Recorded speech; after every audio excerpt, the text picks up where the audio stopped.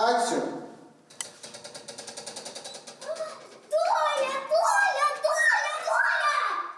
Troisième jour de tournage dans ce logement prêté par un ami. On joue les dernières scènes, un tournage express et un projet qui s'est monté en un mois. Le réalisateur Sloniso a été touché par les images de ces familles en exode et les témoignages de ceux restés sur place. L'objectif, c'est de se dire qu'on ne s'habitue pas à cette situation et que l'empathie, cet élan de générosité qui est mondial quasiment maintenant, et qui est très fort en France, puisse perdurer, puisque la situation des Ukrainiens va durer, à mon avis, un petit bout de temps. Voilà. Et qu'on reste proche d'eux le plus longtemps possible. Un court-métrage qui présente l'intimité d'une famille ukrainienne. Une maman et sa fille trouvent refuge chez une cousine en France. Ils vont faire la rencontre d'un voisin un peu bourru. Un premier rôle pour la jeune Kira.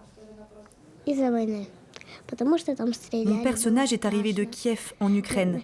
Là où elle vit, c'est dangereux. On ne sait jamais ce qui peut se passer. Un missile peut bombarder sa maison ou tomber à côté de chez elle. Un récit qui fait écho à sa propre histoire. Kira et Alisa sont elles-mêmes mère et fille réfugiées à Saumur depuis 3 semaines. Ce sont les seuls acteurs non professionnels du film. Un choix qui s'imposait pour le réalisateur et une vraie volonté de témoigner pour Alisa. En fait, nous ne jouons pas, nous montrons ce qui se passe vraiment à l'intérieur, dans nos âmes, dans nos cœurs.